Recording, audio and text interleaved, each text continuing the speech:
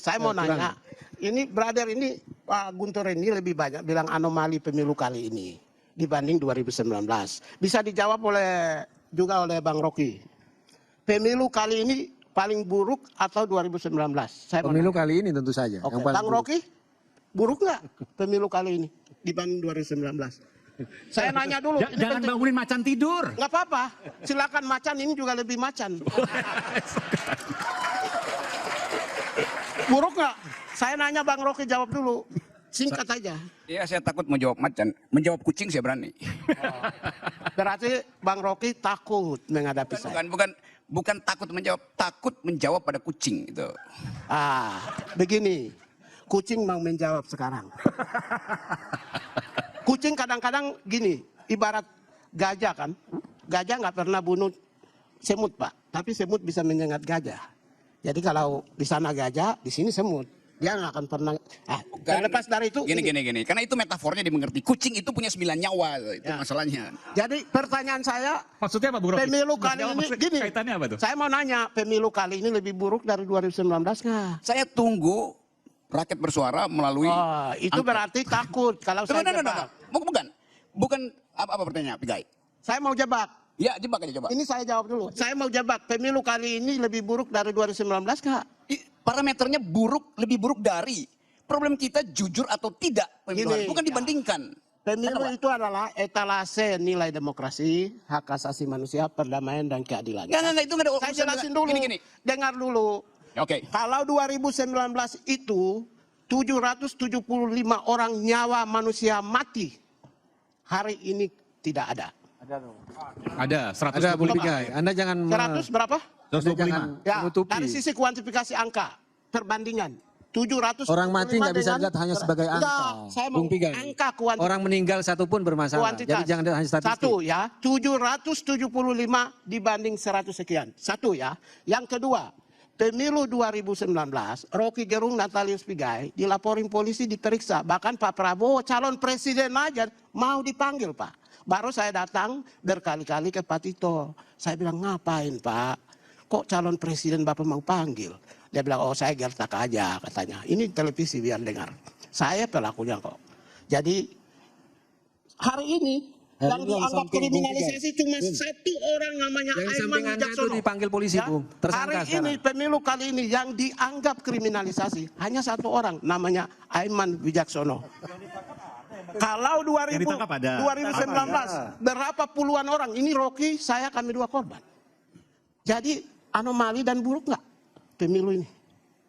Angka ini Pak, data ini Pak. Mau pakai data yang tadi, data dari media. Tapi saya nggak setuju kalau bicara soal perbandingan angka. Ini harus diakui bahwa ada dan itu cacat dalam demokrasi. Ya ini kan nyata, saya sampaikan data. Semua orang tahu, ada juga tahu kok. Iya, tapi tidak sekarang kemudian bukti. Sekarang saya bilang bukti. Kalian mau ajukan bukti pakai Tempo, pakai Dirty Vote film yang diambil dari cuplikan-cuplikan media. Brother, sarjana hukum, ahli hukum, brother juga sama. Semua media atau dokumen apapun harus sah dulu di pengadilan. Bawa dulu dari Tempo punya itu dan media-media itu disahkan dulu pengadilan bahwa itu menjadi bukti otentik, baru diajukan. Kalau hanya sekedar ini, sayang banget ahli-ahli yang ada di 01 dan 03. Silakan jawab. Oke. Oh, saya suruh jawab. Tadi Bung Rocky dulu, Bung Rocky. Bung Rocky silakan Bung Rocky. Oke. Perbandingan angka, tadi ada yang meninggal, ada yang dilaporkan dan lain sebagainya. Silakan. Ya kalau soal angka TPS ada berapa jumlahnya? 800.000 sekian, 820.000. Ya, dia nggak hafal kan, saya hafal 823.220. Oke. Nggak hafal kan, itu menunjukkan kalau dia nggak pintar-pintar amat. Yes. Gini, saya hafal tapi biasanya lebih hafal. Saya itu hafal, tapi biasanya lebih hafal kalau sudah dikasih kuasa untuk membela. Saya kan tidak dikasih kuasa untuk membela. Kalau abang kan sudah dikasih kuasa untuk... Harus dong hafal semua. Belum ada kuasanya. Silakan Bung Rocky, silakan Bung Rocky. Iya, ada 800.000 TPS, dibulatin aja itu. Gak ada yang bermasalah emang, baik-baik aja. Hanya ada satu TPS yang bermasalah. TPS di Mahkamah Konstitusi. Yang surat-suaranya dicoblos Jokowi langsung di situ. Udah dicoblos di Mahkamah Konstitusi kan? Yes. Berarti hadirnya Gibran itu abang benar-benar takutkan. Enggak, Dia kan kandidat. jelas. Bukan terpilih. Saya nggak ngomong itu, saya ngomong Jadi TPS yang bermasalah itu cuma satu. Ya. Yaitu TPS di Mahkamah Konstitusi, TPS nomor 90. Ya, Mahkamah Konstitusi keputusan secara sah, legal, undang-undang memutuskan Gibran masuk calon. Gibran Tidak ada masuk soal. calon saja sudah menyatakan menang. Gimana dong? Tidak ada soal. Takut dong kalau Tidak ada begitu. soal. Hitler itu dinyatakan legal. Ya, Dipilih secara demokrasi itu. ya. Tapi 2 bulan kemudian seluruh penduduk Berlin mulai merasa ada yang aneh di situ tuh. Jadi bayangkan. Jadi yang disebut kecurangan itu bukan sekedar data kuantitatif, Ya. tapi perspektif orang tentang persoalan pertama pintu masuknya. Jadi saya terus mengatakan bahwa curangnya itu dimulai dari pintu masuk Mahkamah Konstitusi, udah. Dan itu kemudian derivatifnya kita tunggu di kotak-kotak suara. Tapi Yang sekarang keputusan Mahkamah Konstitusi itu inkonstitusional nggak? lagi. Pasti inkonstitusional. Siapa yang bilang undang-undang kok? Iya, yang bilang itu Keputusan siapa? Mahkamah Konstitusi itu Ini ya, undang-undang kok. Saya itu tahu betul putusan Mahkamah Konstitusi itu ya. Sebenarnya nggak sopan itu ketika kemudian diumumkan karena belum ada kesepakatan di antara 5 hakim yang mengabulkan. Dari 5 hakim yang mengabulkan itu, 2 hakim ternyata mengatakan yang boleh dicalonkan adalah berpengalaman atau sedang menjabat gubernur. Yang kepala daerah secara umum itu cuma 3. Makanya Saldi Isra sebagai wakil ketua Mahkamah Konstitusi mengatakan heran. Persoalannya adalah itu kan soal etik dan etiknya kemudian sudah terbukti. Ketika kemudian secara kasar ketua Mahkamah Konstitusi kemudian memaksakan untuk membacakan putusan itu, disitulah persoalan terbesarnya. Nah sayangnya putusan MK itu selalu diberi judul final and binding. Begitu final and binding, kita tidak punya mekanisme untuk membatalkannya. Walaupun putusan itu sontoloyo ngawur begitu. Itu persoalannya. Ya, gini. Bigai. Kalau belum pernah ada di dalam lembaga, pimpinan lembaga yang komisi-komisi, yang pimpinannya terdiri dari lebih dari 1 orang, ya bahasanya begini. Kalau saya kan mantan pimpinan Komnas HAM, 11 orang komisionernya. Hampir jadi deputi. Sekalipun besar gitu ya. sekalipun dissenting opinion itu ada 5 orang, kemudian yang menang 6, keputusan yang keluar adalah keputusan institusional. Yang menjadi persoalan ada anggota-anggota di situ yang menyampaikan kepada publik tentang al-ihwal yang terjadi dalam Apa yang mau dapur. disampaikan Bung Pigai? Maksudnya apa? Jadi keputusan MK adalah keputusan yang sah. Sudah Tidak final sekedar dan mengikat. binding, Ya. tidak sekedar binding, tapi itu adalah keputusan Mahkamah Konstitusi. Yang sah, itu yang mau disampaikan. Bung Rocky ada tanggapan soal itu? Ngerti saya itu, legalitasnya ada. Karena you bicara tentang konstitusi dalam perspektif hukum positifnya itu. Tetapi konstitusi juga mesti dibaca di dalam rangka penyempurnaan peradaban demokrasi. A living constitution. Nah living constitution ini isinya adalah ethics. Itu dasarnya kan. Nggak ada konstitusi yang berhenti pada black letter of the law itu. Yang baca sebagai tulisan hitam di situ kan. Begitu Anda, kenapa dimaksudkan supaya seseorang itu bisa diselundupkan lewat Mahkamah Konstitusi? Siapa yang diselundupkan? Pigai, nggak ada soal. Ini anak presiden yang diselundupkan menimbulkan interpretasi. Bahwa seseorang menginginkan dinastinya diperpanjang. Kan cuma itu keterangannya. Ada nggak ada di konstitusi? Tapi reason kita mengatakan bahwa living constitution mengatakan ada pelanggaran etik luar biasa itu. Walaupun Jimli nggak sebut orangnya, tapi otak kita mengatakan yang dimaksudkan Jimmy yang mengintervensi Mahkamah Konstitusi adalah orang yang kekuasaannya di atas ketua Mahkamah Konstitusi. Meskipun itu tidak membatalkan apapun karena Nggak ada soal dia nggak Mahkamah membatalkan. Konstitusi final dan mengikat. Gimana Iya, Bung Rocky? final dan mengikat secara legal. Kalau kita baca konstitusi sebagai black letter of law. Tapi kalau kita kasih interpretasi bahwa itu konstitusi yang ingin menghidupkan the guardian of the constitution adalah Mahkamah Konstitusi, maka mesti ada judicial activism dari hakim-hakim itu untuk mengatakan memang tidak dilarang di situ. Tetapi perasaan hakim mengatakan ada yang dari awal itu direncanakan untuk jadi jahat. Itu dasarnya. Nah kecurigaan itu yang menimbulkan suara rakyat adalah suara angket. Oke. Nanti saya berikan kesempatan. Saya ingin sebenarnya ke Bung Fahri. Bung Fahri, bahwa ini kebetulan pakar hukum tata negara. Apa yang Anda mau sampaikan dari Bung Rocky?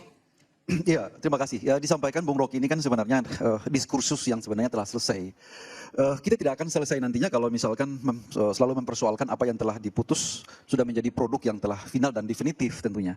Boleh saja diskursus yang disampaikan Bung Rocky analisisnya itu kalau kita bawa di mimbar-mimbar kampus, kita jadikan sebagai satu kajian akademik untuk barangkali kita hasilkan suatu disertasi ataupun mungkin satu skripsi ataupun mungkin tesis. Oke. Tapi kalau kita dalam kehidupan bernegara itu ada kepastian.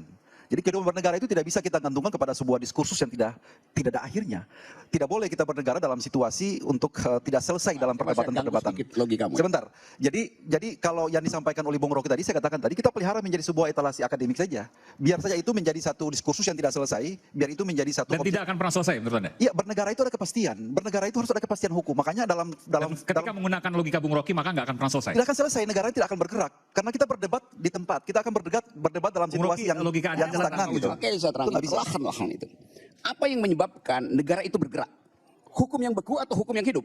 Makanya hukum itu kan ada 3 frame. Tunggu, saya tanya dulu. Apa yang menyebabkan negara itu bergerak? Living law Bung Yes, Rocky. that's Ya. poinnya living law itu. Living law itu sebagai Tunggu, satu- living law itu ada dalam konstitusi apa tidak? Living law itu ada dalam konstitusi. Justru itu yang menyebabkan Konstitusi itu cuma hanya memberikan frame yang pasti. gerak. Ya justru itu Anda bilang supaya negara bergerak pakai yang pasti. Yang pasti itu berhenti. Makanya saya katakan dalam mengambil keputusan itu, jadi living law itu begini. You faulty law reasoning ada di situ. Living law itu dalam rangka untuk memproduksi sebuah kebijakan. Jadi kebijakan itu begini. Oke, Saya katakan begini Bung Rocky, dalam rangka untuk membuat satu decision. Ya. Ngerti saya, tapi you bilang tadi supaya negara bergerak mesti ada kepastian hukum. Di mana kita bernegara? Tunggu dulu tuh logikanya ya. Ya, Anda punya premis, negara bergerak bila ada kepastian hukum. Terus saya tanya, yang menggerakkan negara itu positive legal reasoning atau yang tadi yang Anda sebut sebagai living constitution. Anda bilang living constitution. Living constitution tertulis nggak sebagai black letter dalam konstitusi? Dalam kajian Tunggu. Tertulis nggak? dalam kajian konstitusi begini, kamu katakan begini. Dalam kajian begini. Jadi reasoning ya dalam legal living law tidak tertulis. Itu Jadi tidak saya katakan tertulis. begini, Kenapa Anda dalam bantah rangka untuk sendiri membuat logik? memproduksi sebuah keputusan atau Saya nggak kebijakan. peduli itu. Yang saya tuntut adalah koherensi Hukum itu dari pasti. pikiran. Kita berbicara tentang hukum itu Oke, pasti. Hukum nggak boleh nggak pasti. Nggak ada- Kalau hukum tidak pasti, keadilan tidak bisa ditegakkan. Saya setuju itu. Makanya saya katakan tadi bahwa forum perdebatan Mahkamah Konstitusi sudah selesai. Terlepas yang disampaikan oleh Bung Refli tadi. Sebentar. Enggak. Yang disampaikan Bung Refli tadi itu saya setuju. Saya ngerti itu Bahwa tentang pernah Sebentar. Tidak akan pernah Nanti selesai. dalam hak angket juga akan dibahas soal itu. Putusan 90 itu terlepas dari baik buruknya, dia menjadi hukum. Enggak, saya nggak peduli itu. Persoalan nantinya peradaban ini mereview You dengan berkali- mencatatnya dengan satu kesimpulan, satu premis bahwa itu adalah sesuatu yang tidak Kita benar. akan lanjutkan Itu urusan lain. jeda, tetaplah bersama kami di Rakyat Bersuara. Bung Rocky tadi sebutkan, semuanya ini sesat pikir, termasuk Bung Rocky. Saya yakin tadi Anda melihat gatal untuk bicara. Saya berikan kesempatan, silakan. Saya terangin dulu sesat pikirnya. Tiga itu ya. Oke, tenang. Benar tadi bahwa right to vote. Tapi nggak berhenti di situ. Mesti ada conditional supaya right to vote itu menghasilkan free competition. Itu dasarnya kan. Free competition, hanya disebut free competition.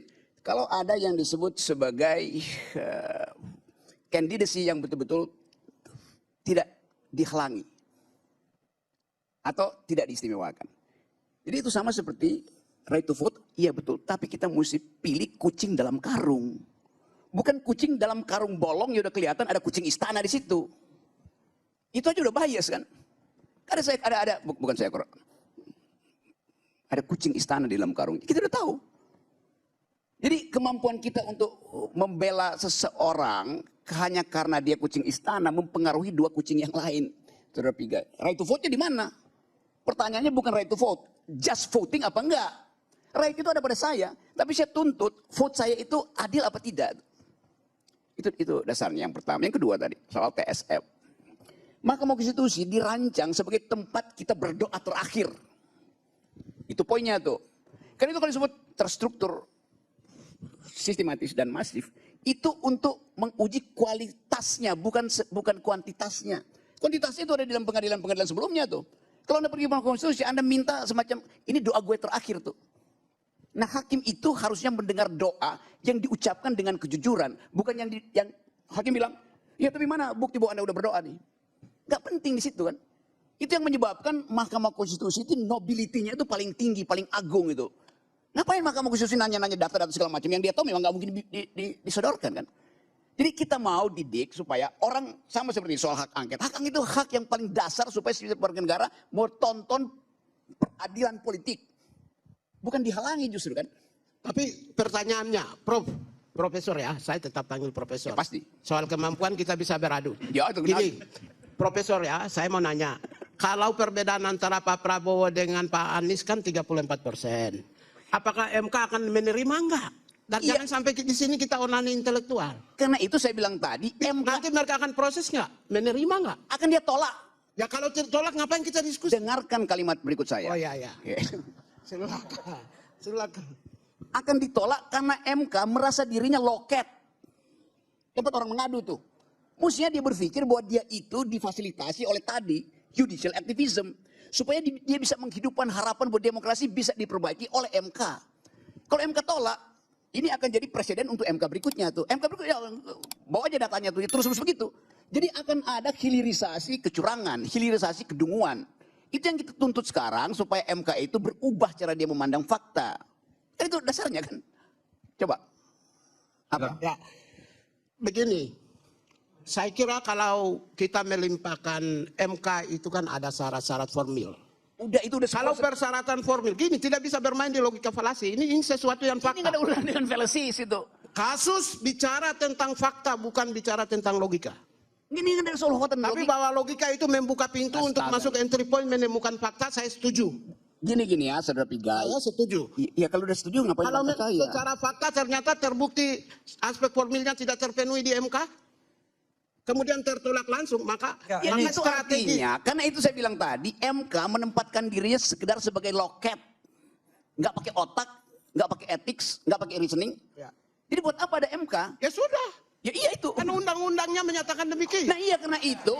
Gini. Undang-undangnya Jadi, menyatakan demikian. jangan. Kita sebagai warga negara Ya itu tadi yang saya- wajib tunduk dan taat kepada aturan-aturan hukum yang mengatur negara ini. Bos Bigai. Kecuali kalau Anda Bos mau Bigai. ingin berdiri membangun Bos sebuah Bigai. negara, Bos kemudian mengelola negara dengan Bos. hukum rimba, silakan. Bigai. Ini negara hukum. Rekstad bukan Mokstat. Bigai itu Ini Rekstad bukan Mokstat. Anda tuh nggak ngerti tentang Mahkamah Konstitusi. Ya, saya- Yang paham itu teman Anda Fahri Bahmid. Ya, Yang kalian- Anda katakan bukan. itu Ini kan kalian baru mengerti bab hal-hal pertama. tentang teknis-teknis mengenai hal-hal yang berperkara sifatnya di dalam. formal. Memang ada formalitasnya, mengajukan permohonan, angka-angka dulu dan lain sebagainya. Tapi itu baru introduction. Yang dalamnya ada lagi yang kualitatifnya. Disitulah munculnya yang terstruktur, sistematis, masif dan lain sebagainya. Jadi kalau kita bicara tentang kecurangan pemilu, itu kalau kita bicara tadi saya bilang, kalau excessive power digunakan dan membuat pemilu itu tidak jujur dan tidak bebas, negara lain itu batalkan tuh pemilu. Begini, Ya. excessive Jadi, use of power sebentar itu dulu. fakta menggerakkan sistem negara. Karena Mana itu saya sistem katakan, negara yang digerakkan? kalau Itu Anda yang penting. mengatakan bahwa Nggak itu hanya bisa dong. angka-angka, Jangan Anda nggak asal-asal. paham. Excessive Anda use of tidak power paham itu kalau bukan ketika bahasa bilang hukum. cuma angka-angka Itu doang. Ya. bahasa keamanan itu, ketertiban atau itu penggunaan putusan kekuatan negara. MK di dunia bukan ini, penggunaan di Thailand, kekuasaan di Georgia hukum. dan beberapa negara lainnya, itu ketika dia membatalkan pemilu, bukan hanya soal angka-angka. You understand what I mean? Ya, I know. Oke. I know, Oke, but kita akan lanjutkan nanti. tapi excessive use of power Iya. itu tidak bisa bicara. Jadi dia ini nggak ngerti MK, sosok bicara MK. Bukan, Saya nanti sama kita akan- Fahri ini sudah bicara dengan MK itu udah biasa itu. Ya, Dia nggak ngerti MK. ini kan dapat hal-hal MK-nya nggak pernah teknis dia. ECE Oke, itu. nanti kita akan Ini kita bicara bicara lagi. tentang Kita akan bernegara. kembali saat lagi bukan tetap bersama kami di bernegara. Rakyat Bersuara. Sampai kita pada sesi terakhir di Rakyat Bersuara. Saya langsung saja berikan kesempatan pada Bung Rocky Gerung. Bung Rocky, silakan. Oke, coba kita endapkan kemarahan. Kita endapkan percekcokan. Dan kita mau lihat. Ibu Mega tentu menginginkan ada pemeriksaan prosedur pemilu. Tetapi bagi Ibu Mega, mungkin buat sementara, sampai soal jujur tidaknya pemilu. Maksimal di situ. Mungkin hal yang sama juga sedang dipikirkan oleh Surya Paloh. Sedang dipikirkan oleh Caimin. Karena kalau kita periksa sebetulnya dari awal tiga-tiganya kotor. Prabowo kotor. Anies kotor. Ganjar kotor. Karena mereka memakai fasilitas yang curangnya itu 20%. Yang dari awal kita bawa ke Mahkamah Konstitusi. Jadi dari awal prosedurnya udah curang. Karena kecurangan itu, kecurangan berikutnya juga bertambah kan. Hanya karena ingin memenuhi kuota 20%, maka Anies kesulitan. Atau Nasdem kesulitan untuk cari pasangan Anies tuh. Lalu SBY mulai protes. Itu udah selesai. Akhirnya AHY masuk kabinet. Itu berarti di kabinet hari ini misalnya ada dua anak muda tuh. Satu Gibran, satu AHY. Publik, pers akan cari AHY terus. Karena Gibran udah selesai di obrak-abrik oleh netizen kan. Jadi bayangin Pak Jokowi sebagai seorang strateg, pengatur strategi, akan sangat sedih melihat Gibran tidak lagi dieluk-elukkan oleh publik. Pemilu udah selesai, panggung Gibran udah selesai. Sekarang pindah sorotan ke AHY itu. Jadi diam-diam SBY dapat keuntungan sebetulnya dari soal pemilu ini. Tapi oke, itu urusan mereka tuh. Urusan kita adalah memastikan bahwa kejadian ini mesti dibongkar karena di dalamnya ada persembunyian kejahatan. Sekarang kita ukur sampai di mana bongkaran itu bisa kita lakukan. Tukar tambah pragmatis dari Ibu Mega dengan Pak 01 ini, ya ujungnya cuma ingin memenangkan pemilu. Tapi bagi rakyat ini bukan soal menang pemilu, kejujuran di dalam pemilu itu. Nah, itu yang kita bayangkan bahwa akhirnya dapat semacam ya tukar tambah pragmatis. Sudahlah sampai pemeriksaan aja, jangan sampai pemaksulan. Tapi di benak masyarakat dunia orang melihat bahwa Indonesia ada di dalam tukar tambah di antara pemain-pemain yang sebetulnya bermasalah tuh. Jadi kita bayangkan itu keadaannya, lo Pigai mesti terangkan dengan cara yang mendebarkan. Kalau terjadi angket segala macam panjang, mending hentikan aja angket itu tuh. Kenapa orang yang benar dan jujur dan menang itu takut untuk dipersoalkan di angket? Prabowo udah benar, Prabowo udah menang, Prabowo udah jujur, dia datang aja diangket kan? Itu logikanya kan begitu tuh. Jangan dibantah dulu ya, nanti ada kesempatan buat Pigai. Jadi Pigai dari seorang pedagog berubah menjadi seorang demagog gitu kan. Itu soalnya tuh. Nah orang bertanya kenapa Pigai berubah dari pedagog jadi demagog? Sogokan material apa yang ada pada Pigai itu? Itu pertanyaan kunci kita. Karena perpindahan paradigma jauh betul. Nggak usah dijawab dulu, sabar. Sekarang Anda bayangkan. Kalau tidak dibersihkan masalah ini melalui apa namanya tadi, angket ini, tapi angket versi masyarakat sipil ya, bukan angket versi politisi yang hanya ingin memenangkan perhitungan atau memeriksa supaya ditentukan siapa yang menang, siapa yang kalah di situ kan. Nah, nilai ini yang sedang kita ujikan tuh. Bayangkan misalnya Pak Prabowo kalau dia nggak, saya usulkan begini, Pak Prabowo bilang aja, kami setuju hak angket dan saya Prabowo Subianto menolak diberi pangkat jenderal bintang 4. Kan dia udah presiden, ngapain pakai jenderal lagi kan? Ini kan sogokan Jokowi aja kan, yang takut bahwa Prabowo tidak lagi ada di dalam sphere of influence dari istana kan. Saya berasumsi bahwa tadinya Prabowo tawanan Jokowi, sekarang Jokowi jadi tawanannya Prabowo. Berubah paradigmanya. Enggak ada soal itu, you bisa bantah nanti, tapi saya mau terangkan itu. Jadi, Enggak. iya soal enggak tuh urusan segala macam. Jadi kita ingin lihat ini pintu masuk dari mengucapkan kembali dasar-dasar berrepublik itu, ya angket itu. Tapi sekali lagi angket yang dimaksudkan oleh masyarakat sipil, bukan angket yang dimaksudkan oleh partai PDIP maupun partai oposisi yang lain kan. Walaupun itu kita tahu akan ada tukar tambah di situ, tapi kita mesti maksimal karena angket ini pameran penting bagi bangsa ini untuk lihat, oh ini prosesnya. Angket ini akan menunjukkan, oh ternyata dirty vote itu dikendalikan oleh dirty hand dikendalikan dirty mind. Dan mastermind-nya adalah Jokowi kan. Walaupun memang pemaksulan itu akan menimbulkan goncangan, tapi mesti diterangkan tuh. Saya boleh, Ya, saya beri kesempatan. jangan dong, terlalu banyak itu kasih waktunya. Oh, sebentar. Nanti saya beri kesempatan. Oh. Silakan diselesaikan Bung Rocky, silakan. Nanti saya beri kesempatan. Oke, jadi sekali lagi demi Prabowo sebetulnya angket ini mesti dijalankan dengan dukungan Partai Gerindra. Ya. Problem Anda bayangkan nanti di universitas di kampus-kampus dia ini nih, ada foto Prabowo di situ, foto Gibran di situ. Setiap hari orang lihat ini kok nggak nyaman ya, lihat kayak ada gangguan terhadap Republik kalau lihat fotonya Gibran kan. Kan kasihan juga Pak Prabowo. Kan ini masalahnya kan dibuka terus, dipikir juga Pak Jokowi. Itu dasarnya. Jadi kebersihan pemilu mesti betul-betul diatasi dengan meloloskan hak angket itu. Oke, jadi begini, kalau saya Singkat aja. Singkat ya. Tadi bilang Pigai pedagog berubah menjadi demagog. Demagog itu benar. Terus berapa yang dibayar kan begitu? Nah, saya mau kasih. Saya apresiasi posisi, karakter, cara berpikir dan keinginan Bang Rocky Gerung. Udah bagus. Tapi Bang Rocky Gerung ini adalah penonton sepak bola terbaik di muka bumi ini. Saya pemain. Kenapa? Saya di Komnas HAM setiap tahun saya nangani 6.000 sampai 8.000 kasus. Kasus saya tangani. Ya. Selama 5 tahun. Itu sudah 30-an ribu. Saya orang yang suka nangani kasus. Kalau kaitkan dengan orang-orang yang mendorong angket. Kalau bersih seperti Rocky Gerung. Berwibawa seperti Rocky Gerung. Setengah malaikat seperti Rocky Gerung. Top. Justru itu. Top. Lalu kena. Tapi masalahnya Apakah mereka yang calon presiden maupun partai-partai mau mendorong hak angket? Pak Rocky sendiri tahu kan busuk-busuknya. Justru itu. Sudahlah, diam aja. Kalau begitu selesai pertarungan kita, ya. Rocky. Saudara Pigai. Rocky, I love you, Rocky. Yeay. Sudahlah, ini penonton yang pemain. Waktu jadi pejabat pernah korupsi nggak? Bentar ya. Oke, singkat saja, waktu sudah habis. Ini saya sudah teriakin terus, ya. tapi silakan singkat saja. Justru karena Pigai tahu mereka bermasalah, biarin aja kan terjebakan. Kenapa you mesti halangi justru? Enggak, saya apresiasi posisinya, respect. Jujur ya, rakyat Indonesia, Rocky punya cara berpikir itu di atas rata-rata. Saya suka. Tapi penonton itu masalahnya. Ya apa pentingnya? Ya, kita pemain mengerti. Sudahlah, tidak akan dorong itu.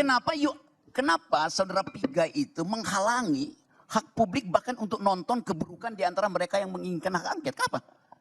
Mestinya sebaliknya Anda dorong Prabowo itu bilang, saya tahu mereka itu bajingan semua, saya akan datang ke situ tuh. Saya dorong supaya hak angket, supaya bisa dibuktikan bahwa yang menuntut hak angket dua partai ini itu betul-betul partai Sudah bajingan. kita diam Apa sampai maksudnya, Pak? inaugurasi tanggal 20 baru Rocky nanti kita sama-sama. Kan pendukung AHY juga kan? Tidak, saya tidak dukung Sama AHY. dong, sudahlah.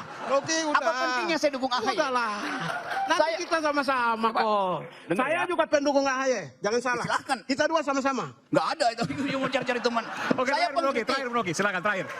Saya terus mengkritik 02, mengkritik bukan sekedar AHY yang saya kritik, SBY saya kritik. Itu warna bajunya aja sama, Bang Rocky dengan saya. Baiklah, oke. Ada kalimat Ini terakhir, ya. silakan. Saya akan tutup acara ini. Silakan terakhir, sebelum saya closing. Ya saya nggak tahu apa warna baju Anda sama dengan warna otakmu, itu saya nggak peduli. Itu. Tapi sekali lagi, poin kita adalah mau membersihkan proses ini nih. Itu dasarnya kan. Jadi kalau dihambat itu menunjukkan juga ada ketakutan pada 02. Oke. Kalau Anda bersih dan jujur, ya Anda maju. Kalau Anda tahu lawan Anda kotor, jebak aja dia kan.